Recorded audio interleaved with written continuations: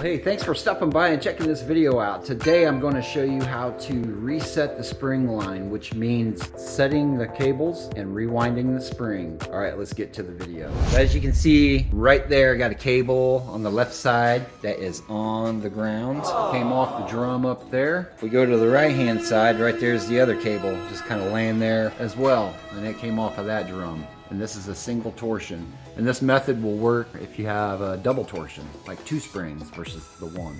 Right here are the tools you're gonna need. You're gonna need a pair of vice grips. You're gonna need some winding bars, spring bars, and you're gonna need a 7/16 wrench. If you don't have any winding bars, don't use screwdrivers or anything like that, because that could be super dangerous. Just go on Amazon, order you a pair for, I don't know, they're like 15 bucks or something to do the job right. So those 3 items will get you all fixed up. Let's dive into this. Okay, first things first, we want to get our cable and we want to weave it back up through the track. So, just grab the end like this, stick it behind the roller, grab it, come up to the top here, stick it behind, pull it down like that. I just like to do a little loop so that way it doesn't fall back down. And go to the other side and repeat. Let's get our little step stool and let's start off with getting our 7/16 wrench. All right, we're gonna come up here to this drum, and what we're gonna do is we're gonna loosen these set screws up. Don't take them completely off, just loosen them up. So that way our drum does that. Let's go to the right hand side, do the same thing.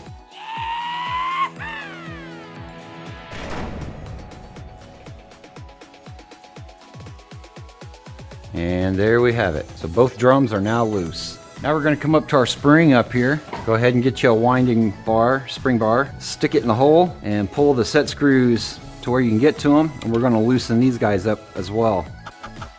Now take note, when you lost both of your cables, that means you dumped all your tension that was on the spring. So what's going to happen is you lost all the tension, but the spring is still stretched out. So when we loosen up this last set screw, it's going to shrink back up to its normal size. Don't let that freak you out, because that's normal. So here we go. You can see how that tube kind of shifted back over. That's where it was set, so it moved over, a couple inches. And now your spring is totally loosened up.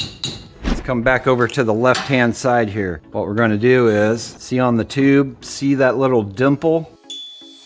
Well, that's where the set screw was tightened down into the tube. So what I like to do is you can turn this tube, get it to a part where it's nice and clean, because we want to start fresh. We don't want to fall back into the dimple there. So just line it up, so when you tighten this guy down, it's going to land on a clean part of the tube. Look at that, that's nice and shiny. So let's do that. Slide that guy all the way over to the bearing plate. Like to finger tighten both of them. Once you get them finger tight, it really only takes 3 or 4 cranks to get this thing nice and tight. You don't want to overdo tighten up the set screws. God forbid you ever have to do this again and you tighten these clear down. You could puncture the tube or really take it out of shape and make it hard to work with. All right, so now we got both those set screws nice and tight where we need it. You're gonna take your pair of vice grips and you're gonna fit it to the tube. So right now, you need to tighten it a little bit. All right, so that's perfect. That's how I want it, like that. Just go ahead and set these guys either off into the door like that, or I just put them in my back pocket. Now we're gonna take our cable. It's always good to just kind of look all the way down there. Make sure it's not stuck on anything, that it's just kind of dangling free there, which we look good. We're gonna take our cable end. We're going to turn the tube until we find our little notch out on that drum there. And that's where this guy slips in. You stick it in right there, and it's going to pull up. See how that works? Stick it in there and pull it up. Let's take a look on the other side. So that's how that's going to look right there. Now that we got the cable in there, we just want to follow the path, meaning we're going to follow this groove in the drum. And I'm just guiding it with my thumb while I'm turning it right here with my right hand. We're just going to keep wrapping it around just like that. Typically you can kind of just like move your cable like a bass string or something, and you can feel whether or not it's free free hanging or stuck on something. But yeah, our cable feels good right there. So as I'm holding the drum with my left hand, I'm not really cranking too hard down on it, but I am kind of putting a little pressure on it. I'm going to take my vice grips. We're going to lock it on the pipe. And if you have like a finished wall or drywall or whatnot, you can stick it against the drywall or wall, lock it into place. I'm going to go down here, right there against that drywall right there, and I'm going to lock it in place just like that. What that does is that holds this cable where it needs to be, not unraveling. There, our left side is set. Let's grab our 7/16 wrench and head to the right hand side. So over here on this side, the right hand side, instead of tightening down the set screws first, we're going to get our cable.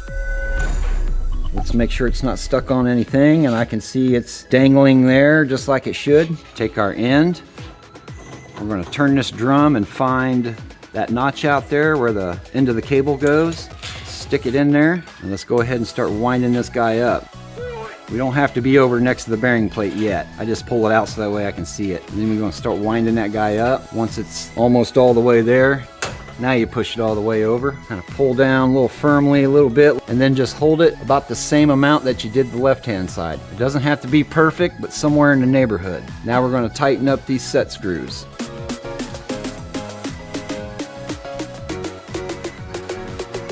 Okay, now that right hand side is set, let's go over to the torsion spring now. So with the torsion spring, you don't want to be right underneath it. You want to kind of be off to one side or the other. And the reason for that is once you got your spring bars and you're getting ready to put tension back on this guy, you don't want to stand underneath it when you're winding it up, because if you do that and somehow this bar slips, well, look where that bar is coming. It's going to smack me right in the face, right in the forehead, knock me off the ladder, bounce my head off the concrete, and then I'm a vegetable for the rest of my life. I like to stand off to the side so that way I'm out of the way, just in case something happens. Well, I have a 7-foot high door, and on a 7-foot high door, it's going to get anywhere from 29 to 31 quarter turns. What that means is each one of these holes, and there's 4 of them on this end cone, each one of these holes is a quarter turn. I like to start off with about 30, going 30 of these quarter turns. If I have to take one off or add one, so be it, but 30 seems to be the sweet spot. So here we go. You just stick a bar in and you start counting. 1, 2, 3, 4, and so forth.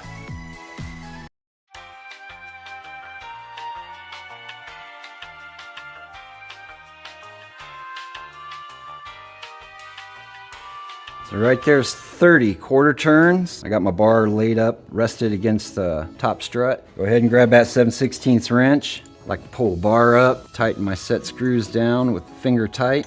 Now I'm going to tighten it down. Same thing on the set screws. You only need to do it 3 or 4 good twists. You don't want to overdo it. All right, so there's that. Let's take the bar out. While we're at it, go ahead and get our vice grips. Let's take those off. Essentially, we are ready to rock and roll. Let's see if this thing rolls up real nice and easy.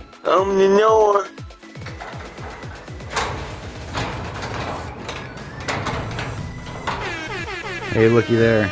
I just flipped it up, came up by itself, stopped at the halfway point, push it up with one finger, bingo. There it is, guys. So that right there is what I call reset the spring line. We're gonna get our drums, the left-hand side set, we're gonna get the right-hand side set, and then we got to rewind the spring. Easy. Pretty easy. Just be super duper careful when you're winding the spring. Take my advice, don't stand underneath the winding bar, and you should be good to go. It's not that difficult, just pay attention, and you got this. Yeah, I hope this really helps you out. If you got any questions, like I said, just comment down below. Give me that like and subscribe. Hope you all have a great day. Peace out.